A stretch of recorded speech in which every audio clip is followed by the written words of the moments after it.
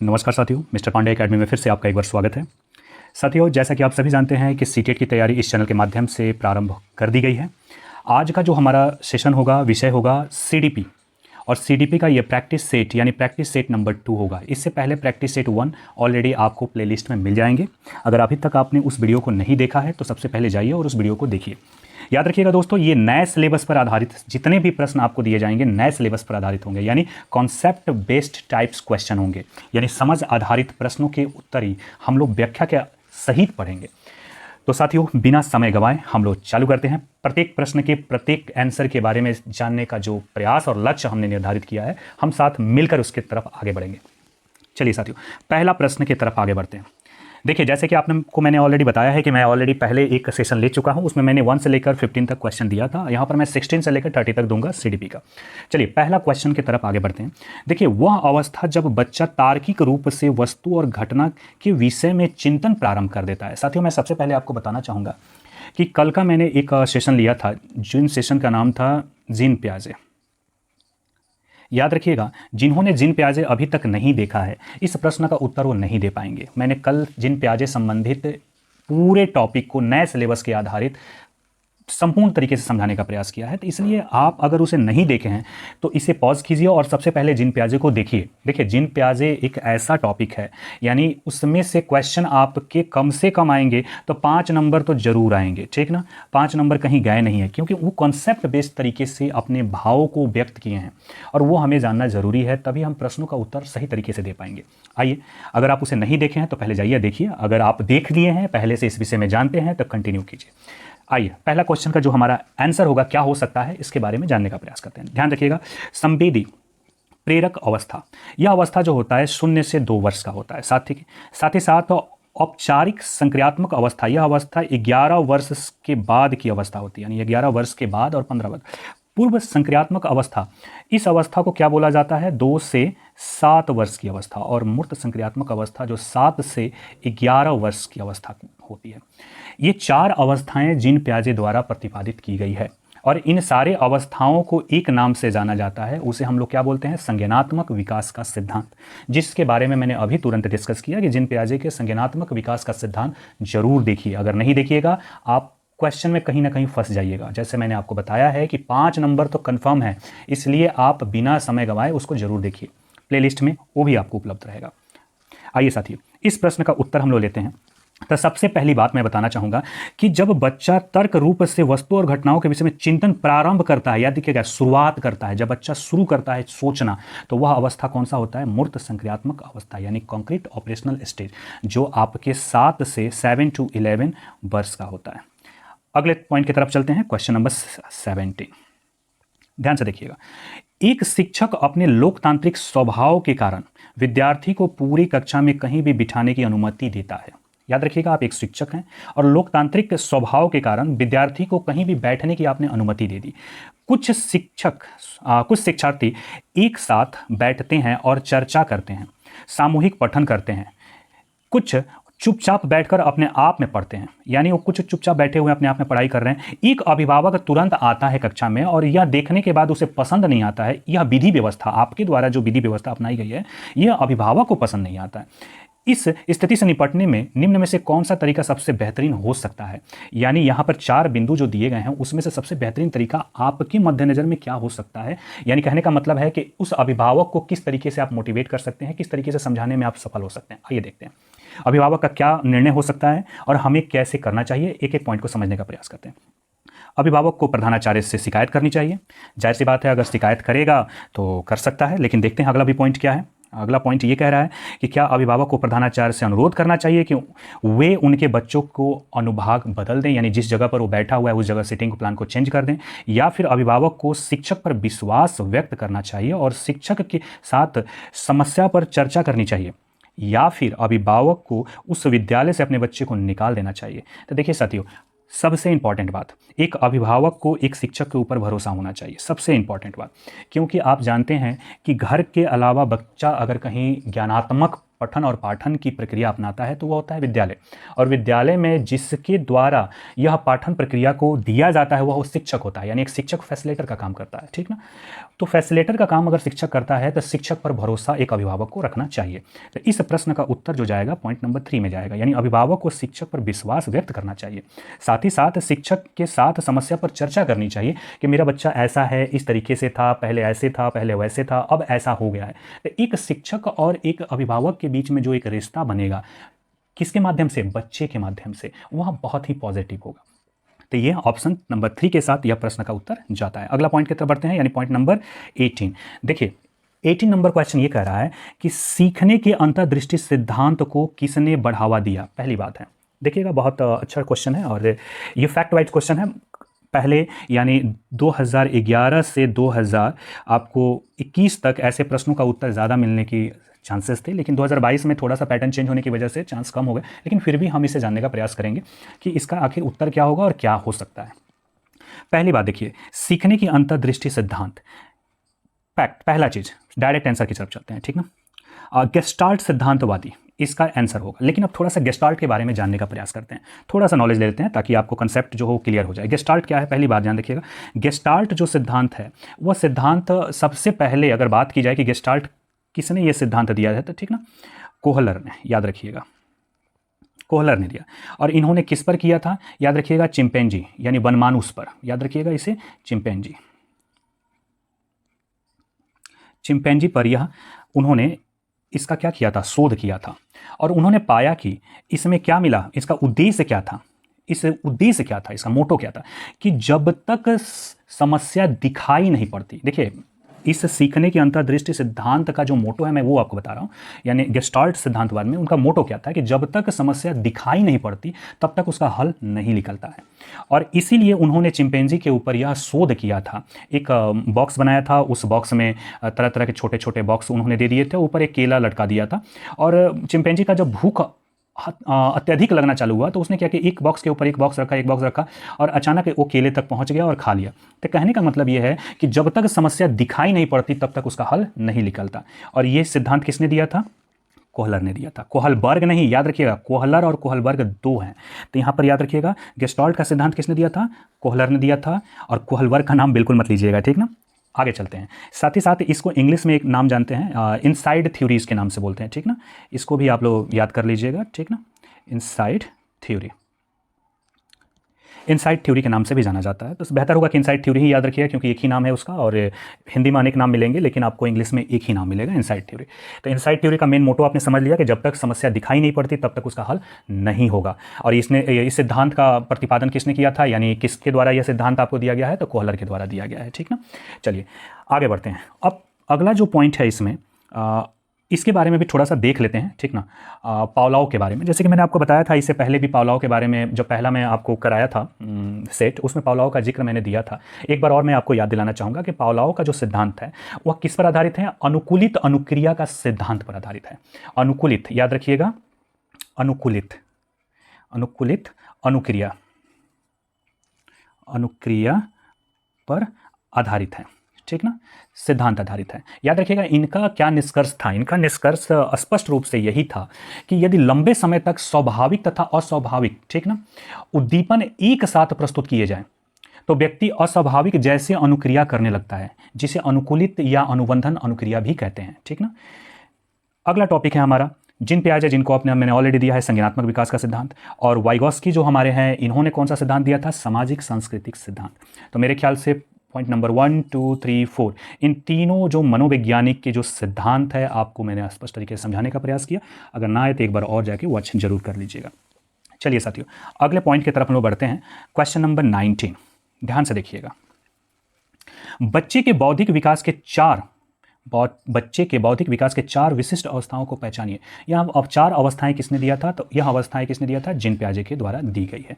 Kohlberg, Ericsson और Skinner द्वारा जो पॉइंट हैं इनके पर्सनल में एक वीडियो बनाऊंगा और उस वीडियो पर ये सारे तथ्यों को मैं क्लियर करने का प्रयास करूंगा। इसलिए अगले प्रश्न की तरफ हम लोग बढ़ते हैं। क्वेश्चन नंबर 20 का है कि निम्नलिखित में से किस अवस्था में बच्चे अपने समवयस्क समूह के साथ सक्रिय सदस्य हो जाते हैं? समवयस्क, समवयस्क का मतलब क्या चीज़ हो गया? समान रूप के यानी सेम एज के बच्चे कब समूह के सक्रिय सदस्य बनना चालू हो जाते हैं, एक्टिव मोड में आ जाते हैं? तो याद रखिएगा, वह अवस्था जो होती है वो किशोरावस्था होता है।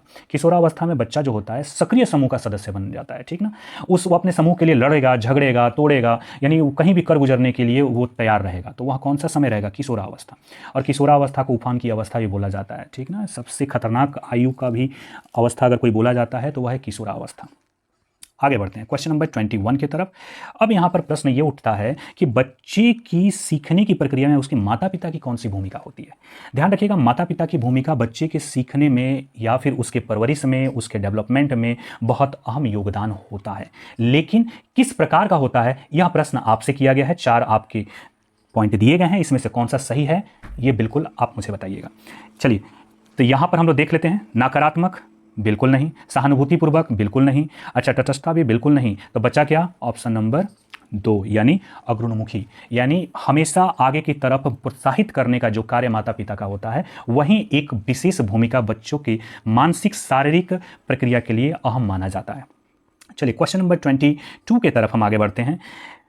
क्वेश्चन नंबर 22 कह रहा है कि विकास कभी ना समाप्त होने वाली प्रक्रिया है। पहला पॉइंट को समझने का प्रयास कीजिएगा। विकास कभी ना समाप्त होने वाली प्रक्रिया है, यह विचार किससे संबंधित रखता है? तो पहली बात है कि जब कभी कोई चीज़ समाप्त नहीं होता है तो इसका मतलब है कि वो निरंतर चलने वाली प्रक्रिया है, यानी निरंतरता से चलने वाली प्रक्रिया है। तो वैसे प्रक्रिया जिसमें हमेशा निरंतर से कोई कार्य चलते रहता है, कभी समाप्त नहीं होता है, वही हमारा इसका आंसर होगा। लेकिन साथ ही साथ हम पॉइंट नंबर 1, 3, 4 की तरफ भी थोड़ा सा ध्यान आकर्षित करना चाहेंगे।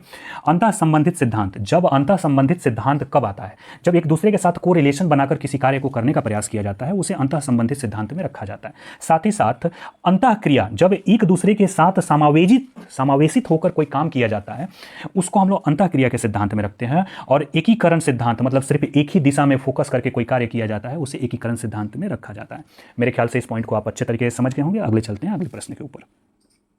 क्वेश्चन नंबर 23 कह रहा है कि वह कौन सा स्थान है जहां बच्चे के संज्ञानात्मक विकास को सबसे बेहतर तरीके से परिभाषित किया जा सकता है? पहली बात ध्यान रखिएगा, कौन से विकास के बारे में डिस्कस हो रहा है? संज्ञानात्मक विकास। संज्ञानात्मक का मतलब समझ लीजिए नॉलेज। बच्चा सबसे बेहतर नॉलेज कहाँ से ले सकता है? क्या खेल के मैदान से ले सकता है? नहीं भाई, ले सकता है, लेकिन थोड़ा सा और आगे बढ़ते हैं हम लोग। सभागार से ले सकता है? हाँ ले सकता है, लेकिन उससे में वो घर से, हाँ वो भी ले सकता है। लेकिन सबसे बेहतर ऑप्शन हमें जब 2 दिखाई दे रहा है तो हम इन तीनों पर नहीं जाएंगे। विद्यालय एवं कक्षा पर्यावरण। याद रखिएगा, विद्यालय में मैंने आपको बताया है कि समूह शिक्षा के साथ बच्चों को पढ़ाया जाता है। साथ ही साथ बच्चे के में एक अलग सा परिवेश का विकास किया जाता है। जैसे बच्चे एक दूसरे के साथ समीप मिलकर एक दूसरे के सहयोग करते हुए किसी भी कार्य को सीखते हैं, समूह कार्य करते हैं, बार बार अवसर उपलब्ध होता है, उसमें कुछ पूछते हैं, कुछ समझते हैं। तो यह सबसे बेहतर माना जाएगा संज्ञानात्मक विकास के लिए, विद्यालय एवं कक्षा पर्यावरण। प्रश्न नंबर 24 की तरफ हम लोग आगे बढ़ते हैं। प्रश्न नंबर 24 क्या कह रहा है आपके समक्ष है, देखते हैं एक बार। निम्न में से कौन सा बुद्धिमान बच्चा का लक्षण नहीं है? याद रखिएगा, बुद्धिमान बच्चा का लक्षण नहीं है। पहला ऑप्शन की तरफ देखते हैं। वह बच्चा जो लंबे निबंध को बहुत जल्द रटने की क्षमता रखता हो, पहला। दूसरा कह रहा है वह जो प्रवाह पूर्वक और उचित तरीके से संप्रेषण करने की क्षमता रखता हो। प्रवाह पूर्वक मतलब क्या? एकदम स्पीड में बोलना। संप्रेषण मतलब बातचीत करने में काफ़ी अच्छा हो, ठीक ना। वह जो अमूर्त रूप से सोचने की क्षमता रखता हो। अमूर्त मतलब क्या? बेहतर तरीके से सोचने की जो क्षमता रखता हो। साथ ही साथ ऑप्शन नंबर 4 कह रहा है कि वह जो नए परिवेश में स्वयं को समायोजित कर सकता हो। तो यहां पर प्रश्न क्या पूछ रहा है, पहले उसको फोकस करेंगे, उसके बाद आंसर देंगे। देखिए, प्रश्न में आपका नहीं शब्द जुड़ा हुआ है। ये नहीं बहुत खतरनाक होता है। कभी कभी हमारे आंखों के द्वारा नहीं दिखाई देता है, देखना ही भूल जाते हैं, तो हम आंसर तुरंत इसको मार देंगे, क्या चीज़? बेहतर ऑप्शन जो होगा उसमें मार देंगे। लेकिन जब नहीं बोला है तो इसका मतलब नेगेटिव की तरफ चलेंगे। तो याद रखिएगा, जब बच्चा कोई भी चीज़ रटना प्रारंभ कर दे तो समझ लीजिए क्या चीज़ कि वह पढ़ाई के लिए उपयुक्त नहीं माना गया है। हमने एनसीएफ आपको पढ़ाया है। एनसीएफ 2005 का मैंने ऑलरेडी वीडियो बना दिया है, आप प्लेलिस्ट पे जाके जरूर देखिए। उसमें मैंने आपको स्पष्ट तरीके से बताने का प्रयास किया है कि बच्चे को रटन प्रणाली से मुक्त रखना है। यानी रोट लर्निंग तो बच्चे को देना ही नहीं है। अगर बच्चे बड़े बड़े लंबे लंबे निबंध को रटना प्रारंभ कर दिए तो समझ आधारित प्रश्नों को कहाँ विकास किया? वो तो सिर्फ रटन के माध्यम से किसी भी तरीके से काम को पूरा कर दिया, ना कि समझ आधारित प्रक्रिया से अपने मानसिक को विकास किया। आगे चलते हैं क्वेश्चन नंबर 25 की तरफ। डैश को एक अभिप्रेरित शिक्षा का संकेतक माना जाता है। डैश को किसको माना जाता है, थोड़ा सा देखते हैं हम लोग। पहला चीज, कक्षा में अधिकतम उपस्थिति। अगर बच्चा डेली स्कूल आता है, तो क्या वो अभिप्रेरित शिक्षण, अभिप्रेरित मतलब क्या, उत्साहित, उत्साहित संकेत माना जाता है? आगे देखते हैं, शिक्षक द्वारा दिया गया उपचारात्मक कार्य, उपचारात्मक रेमेडियल कार्य, रेमेडियल वर्क अगर कोई दे दिया गया तो क्या ये बेहतर माना जाता है? क्वेश्चन नंबर ऑप्शन नंबर 3 की तरफ चलते हैं, विद्यार्थी द्वारा प्रश्न पूछना, या फिर ऑप्शन नंबर 4 में कहा जा रहा है कि कक्षा में एकदम खामोशी बनाए रखना। तो साथियों, मैं आप सबको बताना चाहूँगा कि सबसे बेहतर ऑप्शन जो होता है विद्यार्थी द्वारा प्रश्न पूछना होता है। अगर विद्यार्थी आपसे प्रश्न पूछता है तो इसका मतलब है कि आपके द्वारा बताए गए विषय वस्तु से वो संतुष्ट है, उसमें उन्होंने कुछ खोजा और खोज उपरांत उसने प्रश्न पूछने की प्रक्रिया प्रारंभ की। तो यहाँ पर यह जानना अति आवश्यक है कि अगर विद्यार्थी प्रश्न नहीं पूछेगा तो इसका मतलब है कि वह एक्टिव मोड में नहीं है, निष्क्रिय रूप में है। चलिए पॉइंट नंबर 26 की तरफ हम लोग बढ़ते हैं। क्वेश्चन नंबर 26 में क्या कह रहा है जानने का प्रयास करते हैं। निम्न में से कौन सा बच्चे की सामाजिक और मनोवैज्ञानिक आवश्यकताओं के साथ संबंध नहीं है? याद रखिएगा, किसके साथ नहीं है? मनोवैज्ञानिक, सामाजिक मनोवैज्ञानिक आवश्यकताओं के साथ संबंध नहीं रखता है। मनोवैज्ञानिक, याद रखिएगा, सामाजिक मनोवैज्ञानिक। पहला प्रश्न की तरफ, ऑप्शन की तरफ चलते हैं। सामाजिक अनुमोदन अथवा सराहना की आवश्यकता। दूसरा कह रहा है संवेदनात्मक सुरक्षा की आवश्यकता। तीसरा कह रहा है शरीर से अवशिष्ट पदार्थ को नियमित रूप से बाहर निकालना। साथ ही साथ चौथा कह रहा है आपका पॉइंट, ठीक ना, संगति की आवश्यकता। ध्यान रखिएगा, इन चारों ऑप्शन में एक ऑप्शन ऐसा है जो आपका गलत है। कहने का मतलब यह है कि क्या चीज़ है, ध्यान रखिएगा। ऑप्शन नंबर 3 यानी शरीर से अवशिष्ट। शरीर से अवशिष्ट मतलब क्या हो गया कि आप सुबह सुबह बाथरूम, लैट्रिन वगैरह वगैरह जाते हैं, अवशिष्ट पदार्थ हैं, ये नियमित रूप से अगर बाहर निकालते हैं तो इसका मतलब क्या है कि क्या इसमें सामाजिक और मनोवैज्ञानिक की आवश्यकता की ज़रूरत है? नहीं, ऐसी ज़रूरत नहीं है। ये तो शारीरिक हो गई ना, शारीरिक जो भी आपकी बेकार तत्व है उसको बाहर निकाला गया। लेकिन इसमें प्रश्न ये भी उठता है कि कौन कौन सा है सामाजिक मनोवैज्ञानिक आवश्यकताएं, कौन कौन सी है? तो पहला ऑप्शन का पहला आंसर हमारा ये भी होगा, ठीक ना, सामाजिक अनुमोदन और अथवा सराहना की आवश्यकता पड़ती है। साथ ही साथ संवेदनात्मक सुरक्षा की भी आवश्यकता पड़ती है। और चौथा जो आपका ऑप्शन जो है, ठीक ना, संगति की भी आवश्यकता पड़ती है। अगले पॉइंट की तरफ हम लोग बढ़ते हैं। 27 नंबर क्वेश्चन में मन का मानचित्र संबंधित है। मन का मानचित्र किससे संबंधित है? पहली बात ध्यान से सुनने का प्रयास कीजिएगा। मन का मानचित्र बोध या समझ बढ़ाने की तकनीकी से, साहसिक कार्य की क्रिया योजना से, मन का चित्र बनाने से, या मन की क्रियाशीलता पर अनुसंधान से। माफ कीजिएगा दोस्तों, थोड़ा सा डिस्टर्ब हो। आइए फिर से इस क्वेश्चन को थोड़ा सा जानने का प्रयास करते हैं। मन का मानचित्र संबंधित है किससे? है पहली बात है कि बोध या समझ की तकनीकी से, साहसिक कार्य की क्रिया योजना से, या मन के चित्र से, साथ ही साथ मन की क्रियाशीलता और अनुसंधान से। तो मैं आप सबको बताना चाहूँगा कि जो भी बात अगर समझ किया जाए तो समझ से बेहतर कोई ऑप्शन होता नहीं है। याद रखिएगा कि मन का चित्रण, मानचित्रण मतलब क्या हो गया कि समझ बढ़ाने की जो तकनीकी होती है वही मन का मानचित्रण होता है। उसी के आधार पर हम लोग आगे का कार्य शुरू करते हैं और समझने का प्रयास करते हैं।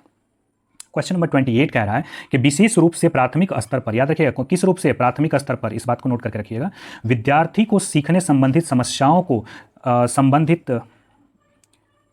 विशेष रूप से प्राथमिक स्तर पर विद्यार्थी की सीखने संबंधित समस्याओं को संबोधित करने का सबसे बेहतरीन तरीका क्या है?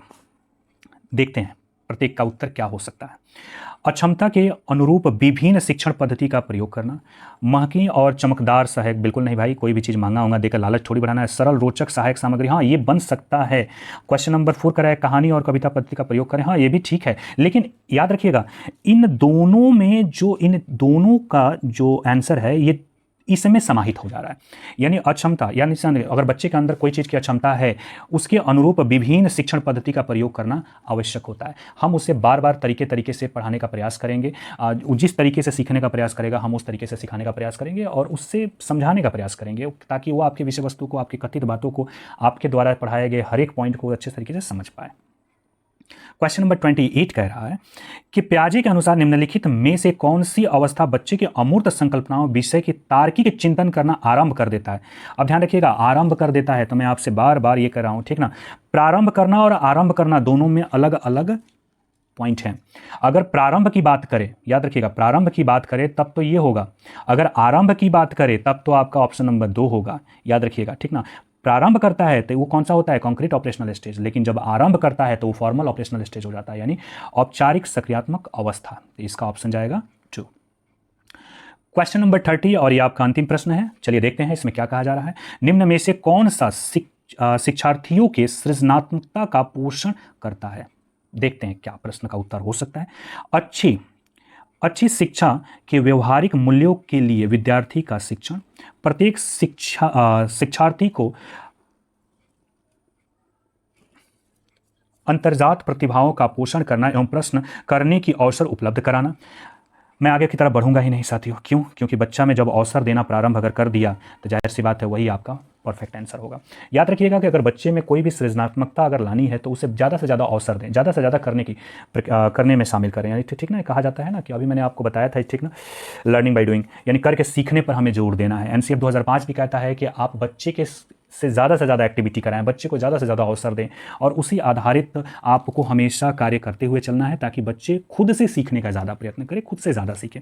तो यह प्रश्न का जो उत्तर होगा, यहाँ अवसर उपलब्ध कराना ही सबसे बेहतर उत्तर माना जाएगा। क्यों? क्योंकि प्रश्न करने का अवसर मिल रहा है, उसे कुछ करने का अवसर मिल रहा है। ठीक ना, यही 30 क्वेश्चन के साथ आज का सेशन समाप्त होता है। साथियों, मैं फिर से आपसे आग्रह करूंगा कि अगर सेशन अच्छा लगे तो आप जरूर लाइक कीजिए, शेयर कीजिए और साथ ही साथ सब्सक्राइब भी कीजिए। और मैं आपसे यही विनती करूंगा कि इससे जितना ज़्यादा हो सके उतने लोगों के पास पहुंचाइए।